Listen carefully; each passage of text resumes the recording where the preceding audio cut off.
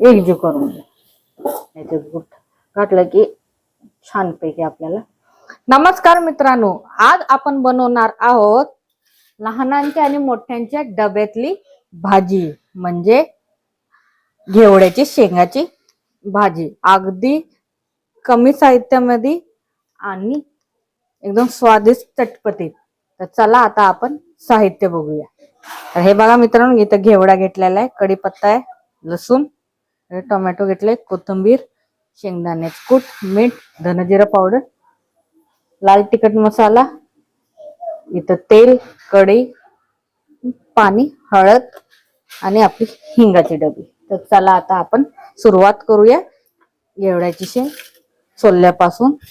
हे बघा इथं मी शेंगा वगैरे सगळे धुवून घेतलेले आहेत. आपण आता सोलून घेऊया छानपैकी. हे बघा असं, हे बघा हे नार अशी निघाली ना, जरा असं कचकच कचकच लागत नाही. आणि असं सोलून घेतलं की आपल्याला आतमध्ये काही किडा वगैरे आहे का नाही ते पण कळतं आपल्याला. अशा प्रकारे तुम्ही सोलून घ्या.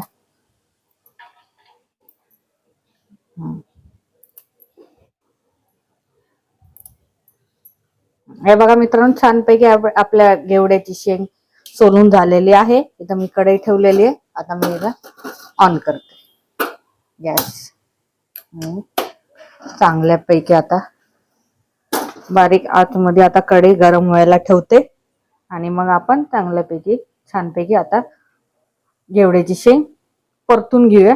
म्हणजे की कसं परतल्यानंतर की आपले शेंग कचकच लागत नाही आणि चव मध्ये पण जरा बदलाव असतो, छान चव लागते. आपण बारीक फ्लेम मध्येच आपण शेंग थोडस नकभर तेल टाकून जरा परतून घेऊ.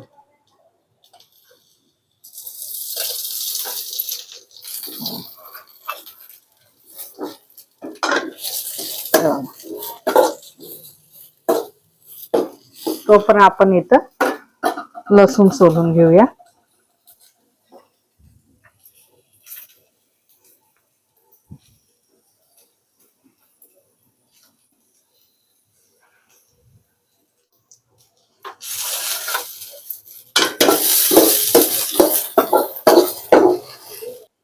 हे बघा मित्रांनो, छानपैकी 10-15 कळ्या लसणाचे सोलून झालेला आहे. आता आपण ठेचून घेऊया आणि इथं आपलं तोपर्यंत छानपैकी भाजून होते आपलं परतून आपलं. आता मी लसूण चांगल्यापैकी ठेचून घेते.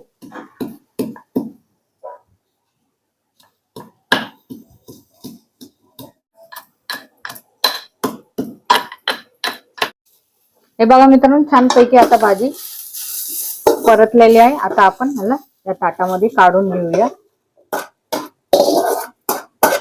आणि तेल टाकून घेऊ.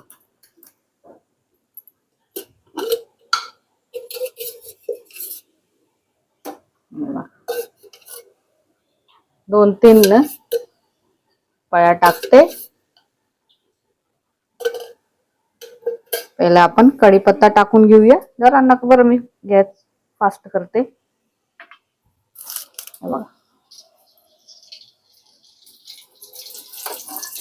कढीपत्ता टाकले. आता आपण लागले लसूण टाकून घेऊ. आता जरा गॅस कमी करते. टोमॅटो पण आपण चिरून घेऊ. बारीक बारीक टोमॅटो चिरून घेऊया. छानपैकी बारीक बारीक टोमॅटो चिरून झालेला आहे.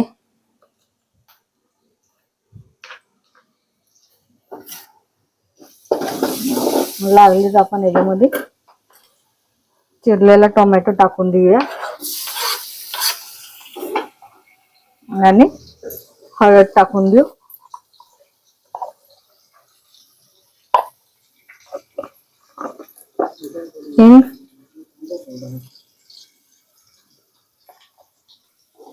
हे बघा मित्रांनो, चांगल्यापैकी आता टोमॅटो लसूण चांगल्यापैकी एक जीव झालेला आहे. आता आपण याच्यामध्ये मसाले थोडे टाकून घेऊया. धना जिरा पावडर टाकते. जास्त मसाले आपल्याला काय वापरायचे नाहीये. आणि इथं तिखट मसाला टाकते. लाल तिखट मसाला 2 चम्मच. आता चांगल्यापैकी परतून घेऊया.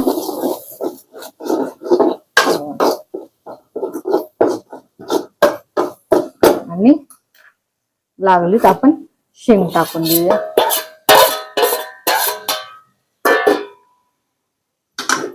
एकजीव करून घ्या.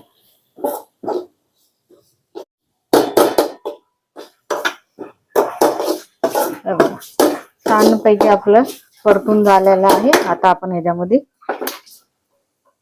मीठ टाकून देऊया.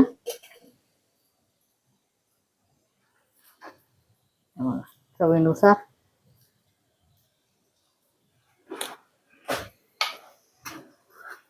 आणि एकजीव करून घेऊया.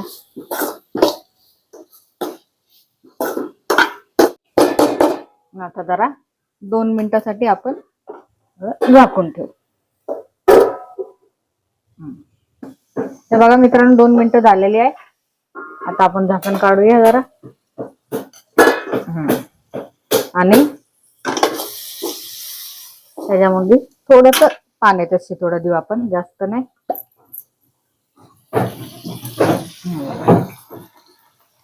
कवळी आपली एवढ्याची शेंग आहे. थोडस शितोडा मारते.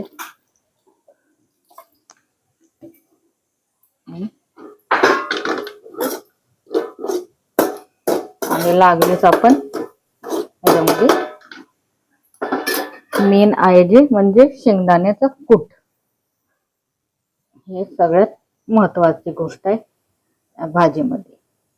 चांगल्यापैकी शेंगदाण्याचे कूट घातलं की छानपैकी आपल्याला चव येते. एकजीव करून घेऊया. आणि 5 ते 10 मिनिटापर्यंत आपण झाकून ठेवू. जास्त 5 मिनिटासाठी फक्त.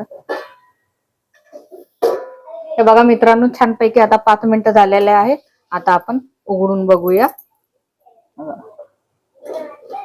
उघडून बघते. हे बघा आपली भाजी एक नंबर झाली आहे. आता आपण इथं गॅस बंद करते. तुम्हाला दाखवते भाजी.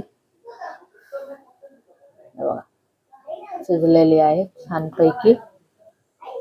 आणि आता आपण याच्यामध्ये कोथिंबीर टाकून देऊया.